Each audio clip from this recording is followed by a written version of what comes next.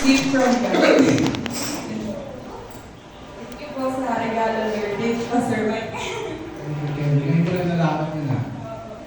Alam ko lang na pangalan sa Bible ay yung Miguel Angel. Ang pangalan ko ay Angel. Yung palagi ko. So, magandang umaga po sa ating lahat. Bless naman yung patutuwa ni Kuya Kim. So, 4 years or 3 years from now, no? Meron na ang PMA. Ang adyaton sa kailahin. So, pag-pray natin si Jesse na sasamahan siya ng Diyos, no? Dun sa kanyang journey para makatapos ng PMA. So, ngayong umaga, hindi ko po inaasahan na ako yung tatayo dahil ako si Pastora. Kaya lang tayo'y Boy Scout, ano? Natutuwa ko dahil hindi ko yung sukat akalahin na ako yung tatayo sa inyong harapan para ipakaral ng mga salita ng Diyos. Pero sa totoo lang itong kapangalan ko, binigay na niya ito sa akin 2 weeks ago. So, hindi na ako nahirapan na mangapa o kaya maghanap pa ng tuturo dahil naibigay na ito ng Diyos 2 linggo na nakaraan. Tayo po yung bukod na namin. Salamat po o Diyos sa araw na ito. Ang araw na ito ay kinalaga para ikaw ay sambahin, awitan, kami magsama-sama upang sambahin ka, awitan, at makinig yung magsalita o Diyos. At aking kong hinihiling sa pangalan ng Panginoon Jesus na samahan niyo nga po kami. O nandito kayo, Lord God. Salamat sa iyong presensya.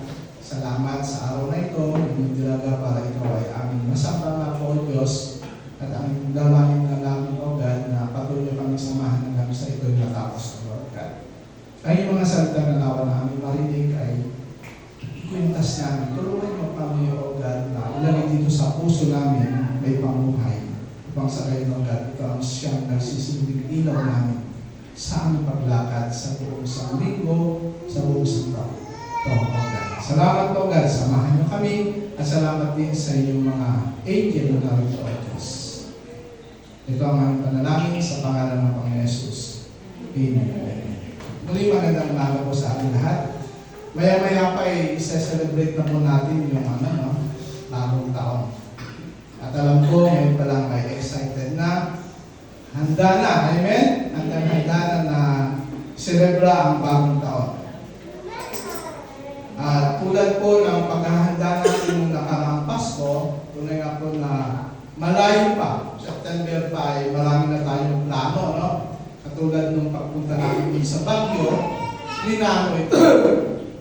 At alam ko na lahat ay nagplano kung paano i-celebra yung Pasko. Ano po?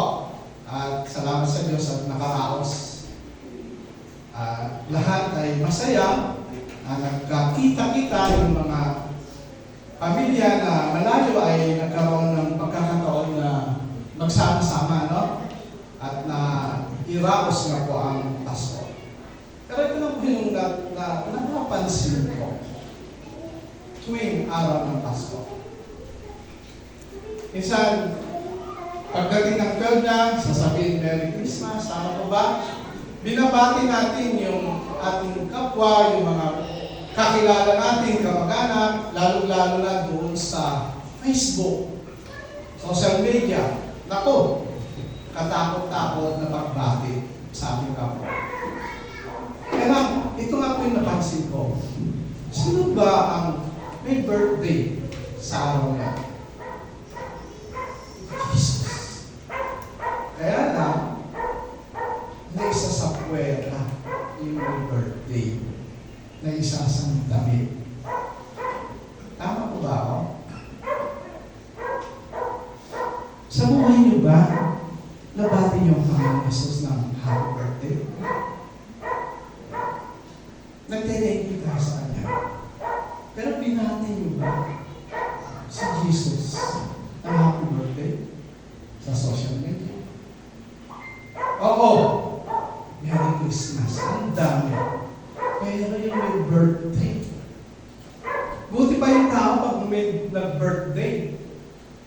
Puro happy birthday. Pero, yung pinaka-special na birthday, yung celebrate natin tuwing araw ng Pasko, hindi natin binabati. Amen? Tingnan nga natin kung sino itong nag-birthday ito. Siya yung Mesayas, siya yung tagapagligtas, siya yung Diyos. Sabi nga ni Kuwede sa preaching na nun, 100% na tao, 100% na Diyos. Iniwan niya ang pagka-Diyos. Nagpunta dito, inialay niya yung kanyang buhay. Alam natin yun. Amen? Kaya nabati ba natin siya ng Pasko? Amen.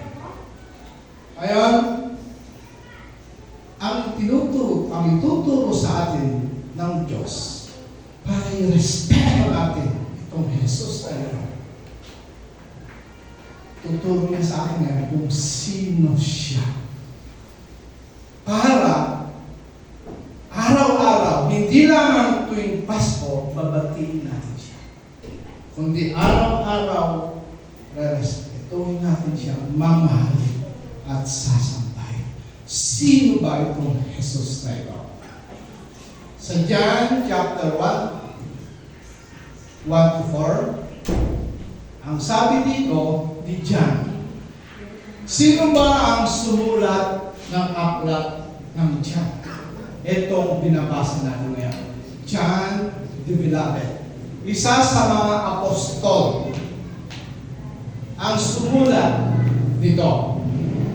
Isa sa mga pinakamalapit na apostol ng Panginoon Jesus sa kanya. Dumating pa yung panahon na itong John na ito ay humihilig sa dibdib ng Panginoon. Naalala niyo yung Last Supper? Isa sa mga, hindi ko sinasabing paborito, pero isa sa laging sinasama ng Panginoon Jesus sa kanyang mga lakad. Tatlo yung lagi niyang sinasama. John, Santiago, at sino ba yun? Peter. Pero pinakamalapit sa Panginoon Jesus ay si John. Nasaksihan niya, nakita niya, at narinig niya ang boses ng Panginoon Jesus. Kaya ito, isinulat niya ang aklat na John para ipakita kung sino si Jesus. Sabi dito, nang pasimula ay naroon na ang salita. Ang salita ay kasama ng Diyos at ang salita ay Diyos. Sa pasimula pa ay kasama na ng Diyos ang salita. Nilikha ang lahat ng bagay sa pamamagitan niya at walang anumang nalikha ng hindi sa pamamagitan niya. Nasa Kanya ang buhay at ang buhay ang siyang ilaw ng sangkatauhan. Sino ang tinutukoy dito na diyan na salita? Si Jesus. And, pati ang mga sa John 1.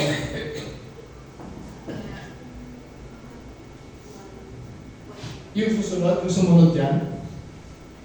Ito. Sino ba yung tinutukoy ni John na salita? Naging tao ang salita at nanirahan sa piling natin. Nakita namin ang kalwalhatian na tunay na nakita namin ang kalwalhatian tunay na sa Kanya bilang kaisa-isang anak ng Diyos. Siya ay puspos ng kagandahang loob at ang katotohanan. Ang tinutukoy, balikan andun sa sa 1, ang tinutukoy na salita dito ay si Jesus. Amen? So dito pa lang sa unang aklat, sa unang page pa lang, ang introduction ni John, sinasabi na niya na si Jesus ang salita. Si John. Ngayon, sino? Ayon kay John, sino si Jesus na ating sineselebrate tuwing araw ng Pasko? Sino? Ayon kay John, nang pasimula pa ay naroon na si Jesus. Bago pa mag-umpisa ang buong sangkatauhan, ang buong mundo, ayon kay John, andun na si Jesus. Amen? Pinapahayag ni John na itong Jesus na tinanggap natin na naging tao ay bago pa nagsimula ang mundo, ang lahat, ang langit, ay naandun na siya. Tapos, ang salita ay kasama ng Diyos. Una, bago pa likhay ng mundo, nandun na siya. At pangalawa, kasama na siya ng Diyos.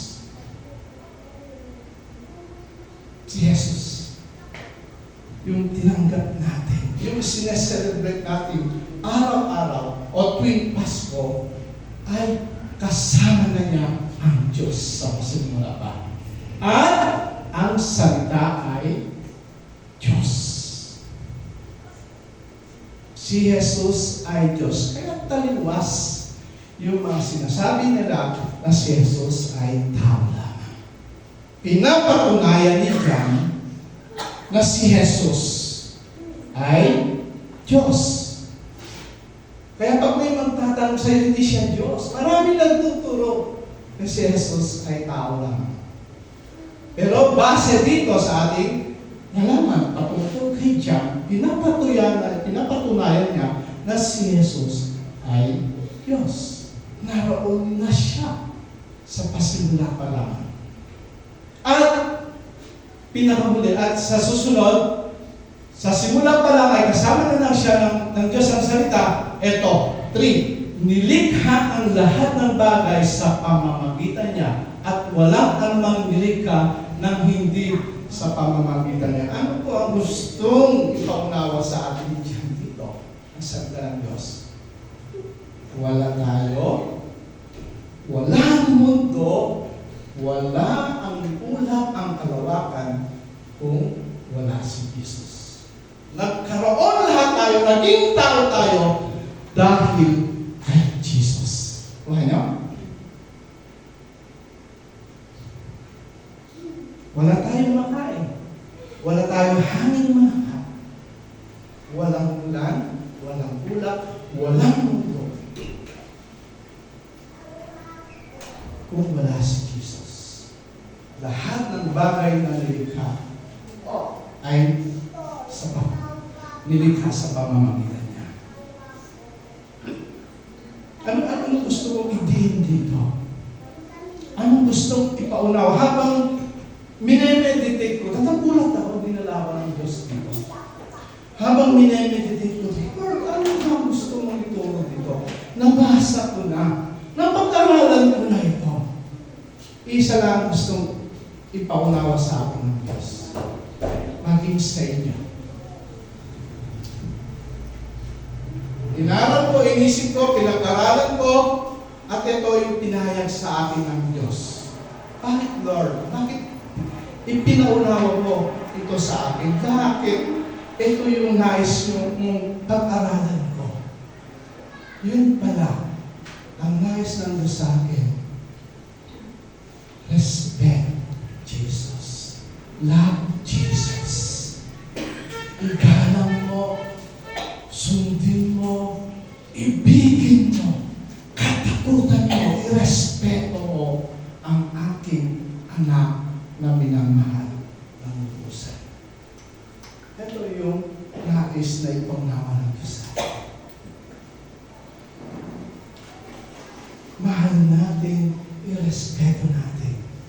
Huwag natin siyang baliwalayin. Yung araw ng Pasko, hindi lamang yung araw ng Pasko natin siya babatiin, pasalamatan, irespeto, mahalin, igalang, sundin, kundi ang nais ng Ama ng Diyos sa atin. Itong naglikha ay ating irespeto at mahalin. Amen? Ito yung message na makaiksi. Nalungkot ako na babaliwala nga siya. Kung wala siya, wala tayo. Amen? At ang pangapat, nasa kanya yung buhay.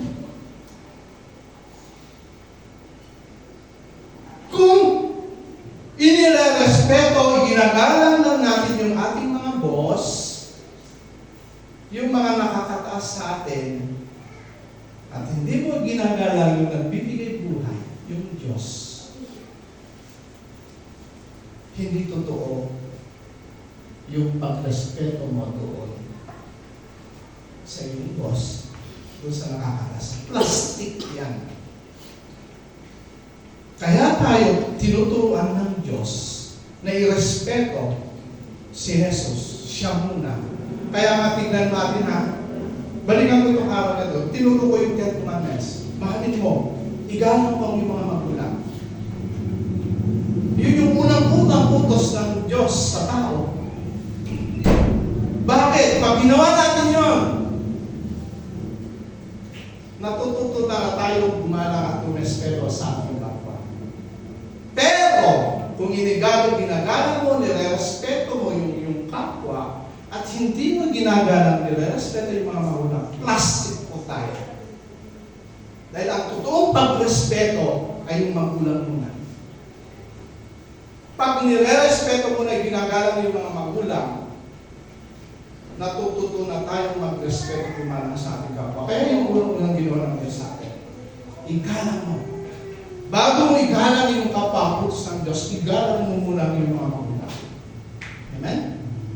Pero kung inigagalang mo yung mga boss mo, yung kapwa, at hindi mo ginagalang ang yung mga magulang, wala sa iyo yung totoong paggalang. Plastic yun. Dahil kung inigalang mo yung mga magulang mo, at ginagalang mo yung mga, at hindi mo ginagalang yung mga magulang mo, hindi totoo paggalang yan. Ganun din dito. Nagse-celebrate tayo, binabati natin yung ating kapwa. Pero yung may birthday, hindi natin plastic. Pasensya na po kayo, tatamaan ako sa salita ng Diyos. Ito yung message niya. Bakit tayo tuturuan? Tinuturuan tayo ng umaga ang Diyos kung paano natin respeto itong tinanggap natin bilang ating Diyos na pamiglas si Jesus. May balik tayo sa paglikha ng Genesis. Nang pasimula ay naroon ng Nang pasimula ay nilikha ng Diyos ang langit at ang lupa. Ang lupa ay wala pang hugis o anyo. Dilim ang bumabalot sa kaliliman at kumikilos ang Espiritu. God the Father, the Son, and the Holy Spirit. Ang nasusulat lang dito, ang Diyos at ang Espiritu. Doon sa pagkita. Asan ngayon si Jesus dito? So kung babasahin natin ito, alam mo, minemeditate ko po yung gusto kong i-share. No? Kasi tayo, ang isip natin, nilikha ang Diyos sa mundo sa isang iglap lang. Pero kung titignan natin from Genesis 1, ang paglikha ng mundo ay nasa proseso. Kaya pag sinamba natin ang Diyos, ang gusto pinapauna ko sa akin ng Diyos yun, pag sinamba natin ang Diyos, hindi lamang natin siya dapat sambahin sa pamamagitan ng kanyang kapangyarihan. Nilikha niya sa pamamagitan ng kanyang kapangyarihan nagkaroon ng lupa, langit, at tubig. Pero hindi niya nilikha ang mundo na nandito na lahat ng isang tao. Na isang iglap na, buo na yung mundo. Nasa proseso. Nakuha niyo? Nasa proseso yung niya, paglikha niya. Hindi yung nilikha niya na meron ng hayop, meron ng tao. Hindi. Nilikha niya ang mundo na tubig lang at may kalawakan, may tubig, may lupa. Pero habang araw-araw nililikha niya, inaayos niya, hinuhubog niya. So hindi lamang sa kapangyarihan ng Diyos tayo humahanga, kaya natin siya pinupurihan. Hahangaan din natin, sasambahin din natin ang Diyos sa taglay niya, karunungan at kaalaman. Dahil sa kanyang karunungan at kaalaman, ang mundo ay nabuo, nahugis. Ang mundo dahil sa kanyang karunungan, dahil sa kanyang kaalaman. Nilikha ang tao, hindi lamang basta naglikha, sinamahan niya ito ng karunungan at kaalaman. Kaya tayo may mata, may tayong paningin, merong ilong, meron tayong mga organ, So, hindi isang proseso lang. Maayos yung kanyang pagkalikha at kasama niya ang Espiritu. Ngayon, asan si Jesus dito?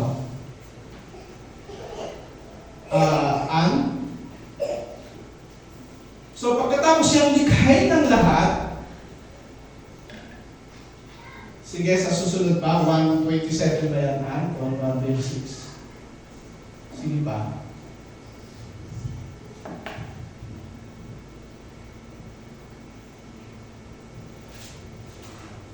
Ito. Pagkatapos siyang likhain ng lahat, ang mundo, ang dagat, ang mga kahoy, mga bundok, mga hayop, mayroon siyang bilang dito. Pagkatapos, sinabi ng Diyos, ngayon, likhain natin. So, ang naglikha ng Diyos noon, hindi nag-isa. Mayroon siyang kasama. Likhain naman natin ang tao ayon sa ating kawamis. Hindi sinabi ng Diyos ngayon, pagkatapos kong likhain ng lahat, lilikhain ko naman ngayon ang tao na aking kawamis. Hindi niya sinabi gano'n. Lilikhain natin. May kasama siya. Sino yung kasama niya? Sino? Jesus. Si Jesus. Kaya yung Diyos na tinanggap natin, si Jesus, ay Diyos. Gusto ko lang ipaunawa sa inyo, mga kapatid. Nung nagpasya kayo, natanggapin si Jesus bilang Diyos at kapagligtas, sumasayo ang Diyos. Dahil si Jesus ay Diyos. Amen? Naman po kayo? Siya ay Diyos. Yung Diyos na naglikha, kasama ng Diyos na naglikha ng langit at lupa, ay nasa atin. Nabuhay yung message? So, ano ngayon yung ano dito? Ano yung na-explore ko sa atin ng Diyos dito ngayon? Wala na tayong dapat ikatakot, ipangamba.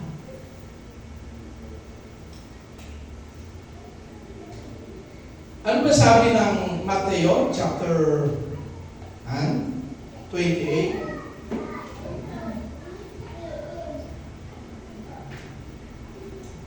Mateo 28.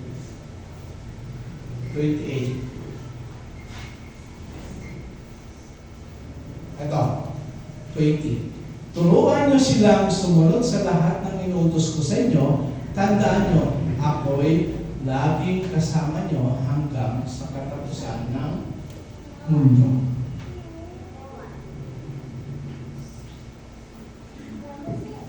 Yung mga sumampalataya kay Jesus, yung mga nanalo kay Jesus, yung mga taong tumanggap kay Jesus bilang kanyang Diyos na pagligtas, nagpasya na papasukin siya dito sa kanyang puso,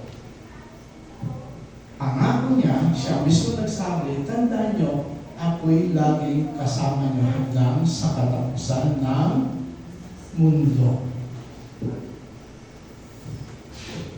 Maraming nangyari itong 2023. Salamat at sinamahan tayo ng Diyos. Amen? Ngayon, 2024, mas higit na kailangan pa natin si Jesus sa ating buhay. Alam niyo ako anong tinuro sa akin ng mga gusto kong i-share. Tinuturuan niya ako, ano ba yung hobby?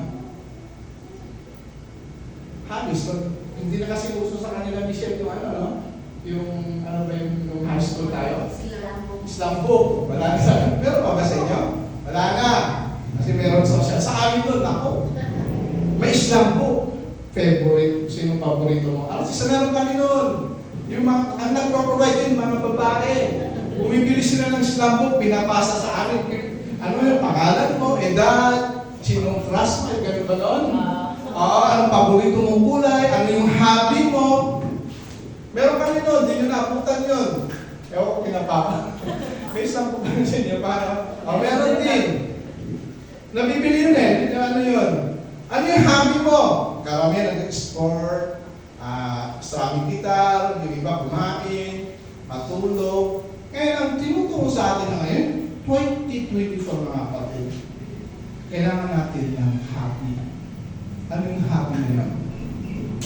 Ipasok mo sa isipan mo, sa lahat ng lakad mo, ano man ang gagawin mo, maging hobby natin na kasama si Jesus. Amen? Araw-araw. Kaya yung pagrespeto ko nung binigay niya ito, nabasa ko na ito pinag-aralan ko na, kaya lang, mas humigpit pa yung aking pagrespeto at pag-aral doon sa aking tinanggap. Dahil, hindi ko naman, kaya pinaunawa sa akin ng Diyos na hindi basta-basta ito nasa akin. Na hindi lamang na pag pinagpapala tayo, puri natin sa Kanya, amen? Amen po tayo doon.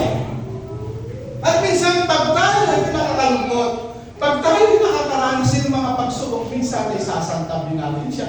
At minsan, nagtatango tayo sa Kanya. At minsan, ano pa? Sige nga. Pag tayo nakakaranas, ganun nangyari yun. Nagtatampo tayo sa Kanya, ay sinasabi doon.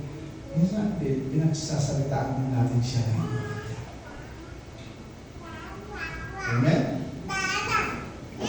Mga kapatid, kung tignan lang natin, alam niyo ba sa pahayag? Sino ba nakabasa ng pahayag?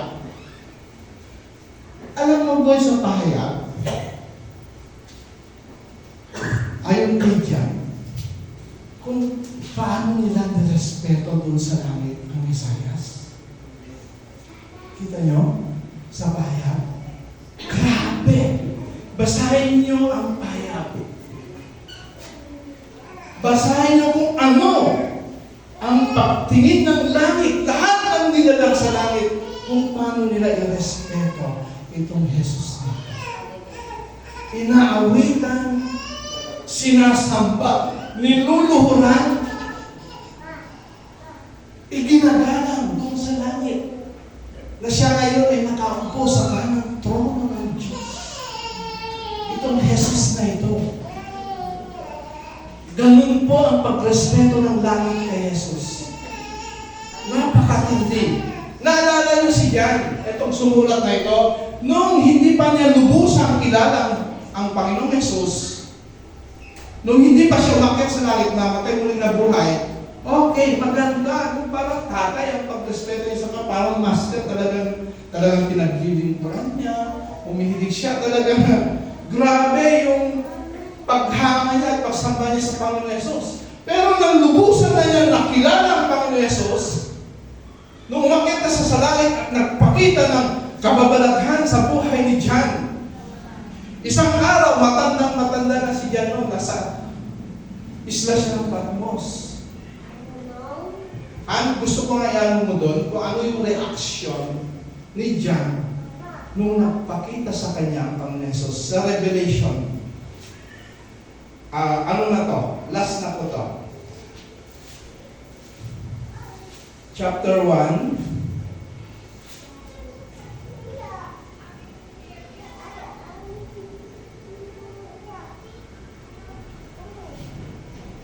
Chapter 1, 12.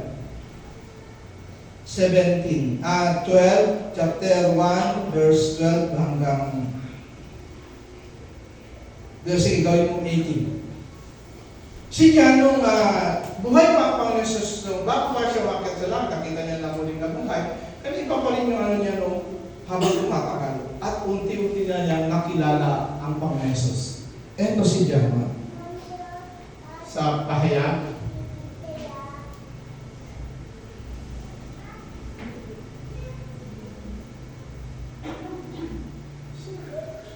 na mamaya yung conclusion, patapos na tayo.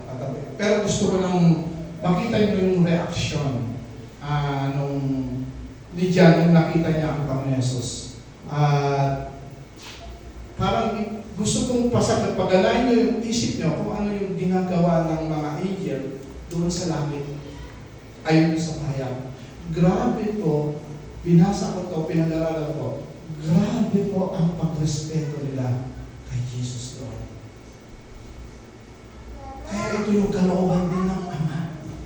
I-respeto din natin itong si Jesus na nasa ating buhay. Amen? Sige.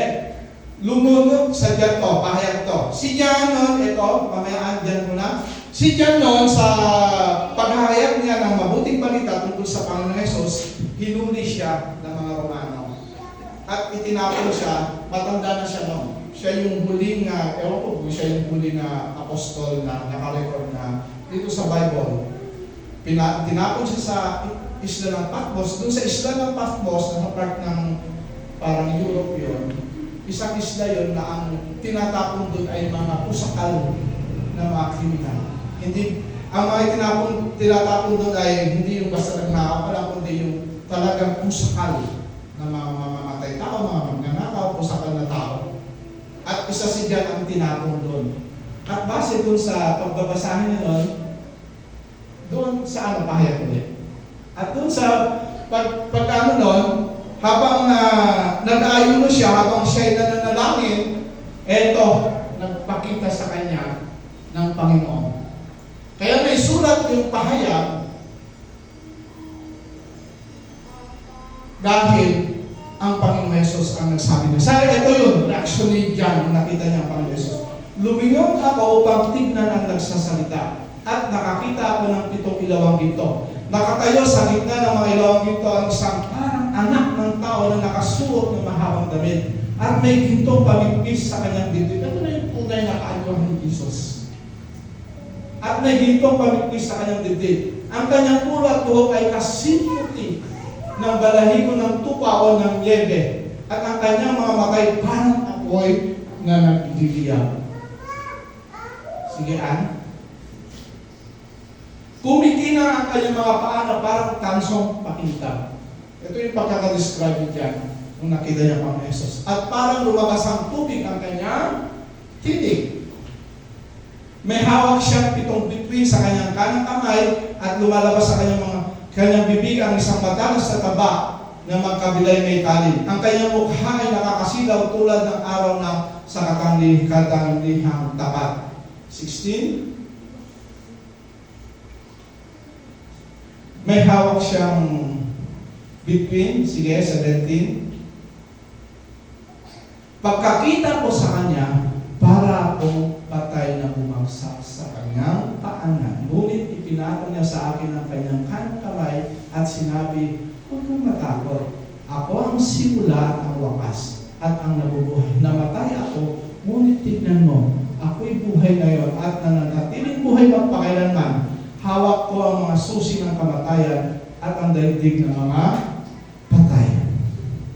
Nung nakita niya si Jesus, takot siya, nasinda.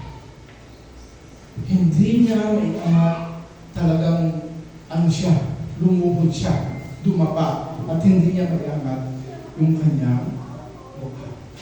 Samantalang noon, ay humihiling pa siya doon sa libid ng Panginoon. Bakit? Noon hindi pa niya masyadong kilala si Jesus. Pero habang tumatagal, habang naglilingkod siya at sumusunod sa Panginoon Jesus, nung nakita niya muli, personal ang Panginoon Jesus, pagrespeto, paggalang, pagkatakot. Ang naramdaman niya at pagmamahal. Siyempre, mahal na mahal niya.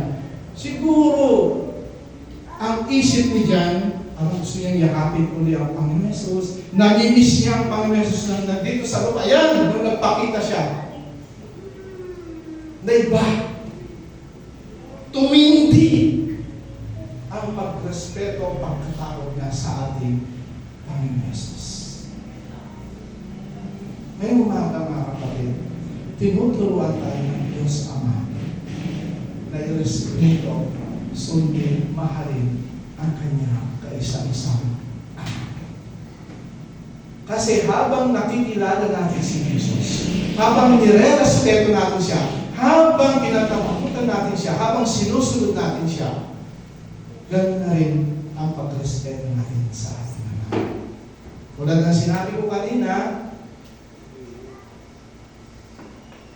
nire-respeto natin yung iba, ginagalang, pero ang ating mga magulang ay hindi natin nire-respeto, hindi genuine yung ating pag-respeto. Pero kung ginagalang natin, nire-respeto ang ating mga magulang, at ginagalang natin, nire-respeto ang ating kapwa, genuine yan. Kung ginagalang natin, si Jesus, nire-respeto,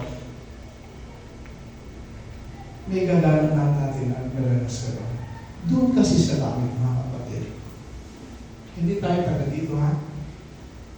Ang buhay dito, puno-puno ng kapighatian, paghihirap. Salamat sa Diyos at sinasamahan niya tayo sa pamamagitan ni Jesus. Tinutulungan niya tayo. Hindi tayo taga dito.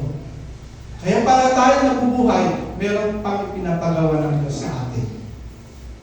Nais pa niyang maraming maligtas. Nais pa niyang ipakilala natin si Jesus. Pero pagdating sa langit, ang tunay natin na tahanan, ang totoong tahanan natin, doon sa langit, wala tayong ibang gawin doon, kundi sambahin ang Diyos doon.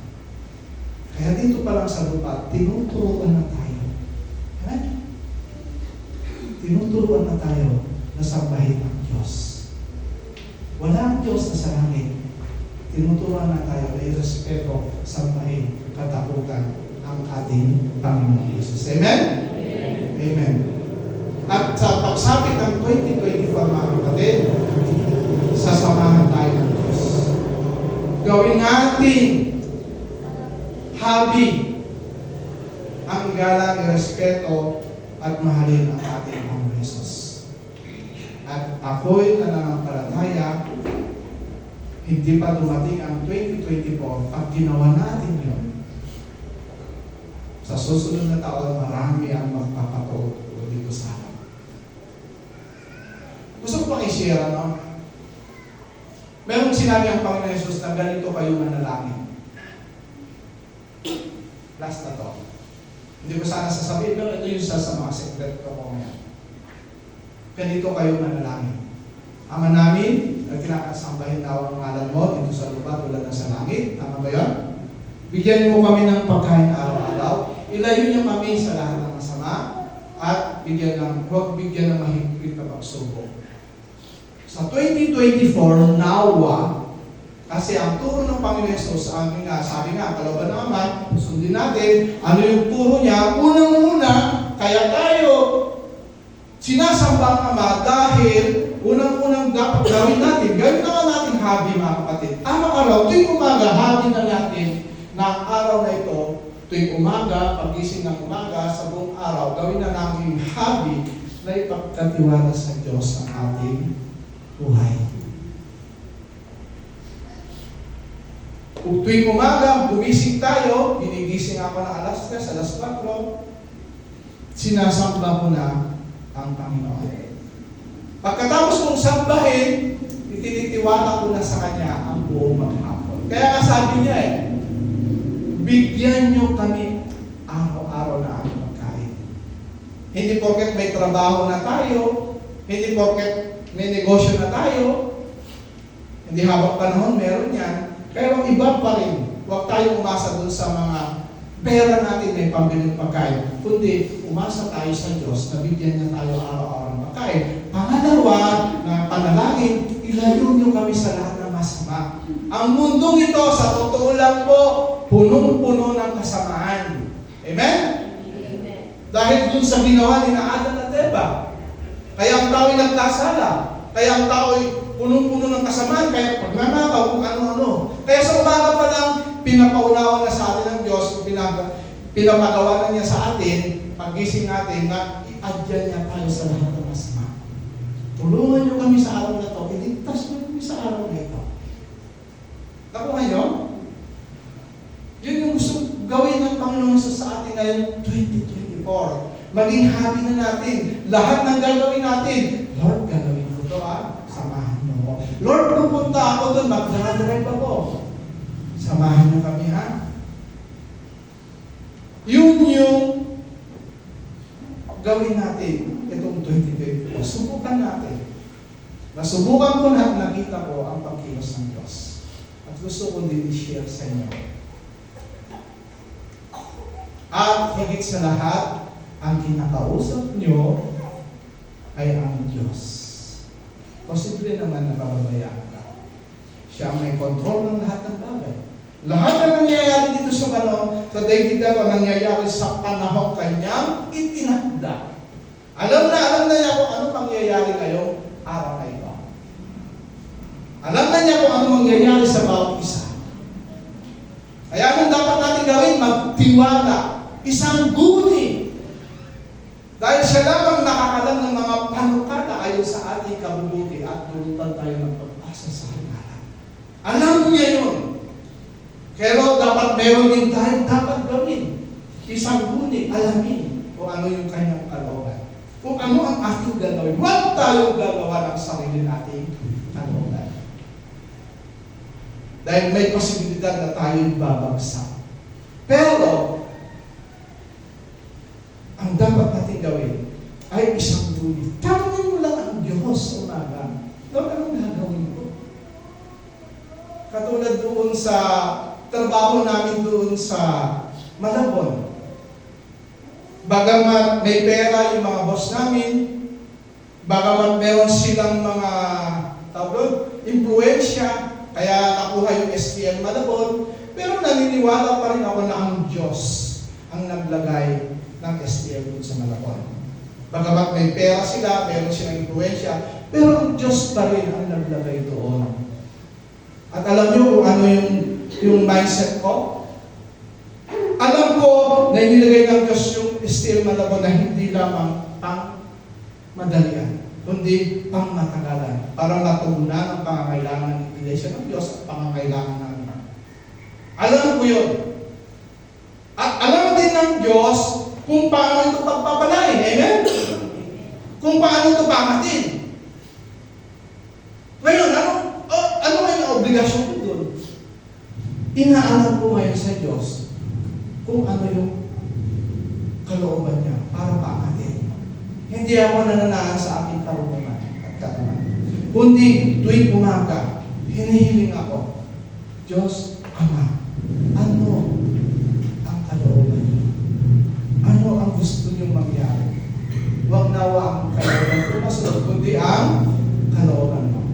Yan, mga kapatid, ang isang sekreto kung bakit ang isang tao pinagpapala. Hindi siya nananahan sa kanyang sariling kalooban. Inaalam niya sa Diyos kung ano ang kalooban ng Diyos. Amen? Yun ang dapat natin gawin sa 2014. Yung sasakyan namin, blessing ito sa Diyos. Alam niyo, may from sekreto. Ilang beses na ako nag-apply. Umaasa ako sa aking sweldo, yung posisyon ko ay ma-approve. Umaasa ako dun. Hindi ako lumapit sa Diyos. Ito'y aral sa akin. Naway manginig sa inyo. Ginawa ko lahat. Puro fail. Puro na-disapprove. Sa bandang huli, subuko na ako. Kasi umaasa ako sa sweldo ko. Umaasa ako sa posisyon ko. Umaasa ako ng malaking kumpanya. Doon ako umasa. Pero nung hindi na ako na-approve, eto na.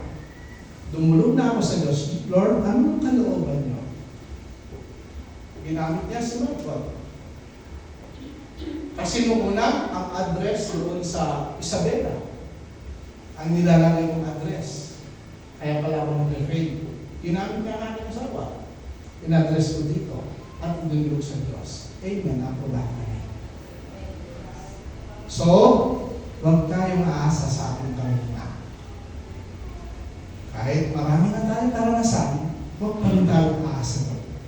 Sa Diyos lang dahil siya ang nakakalam. Ngayong 2014, mga kapatid, sumandal tayo, irespeto natin, igalang natin ang Diyos, at higit sa lahat, isang uli natin lahat ang ating mga plano.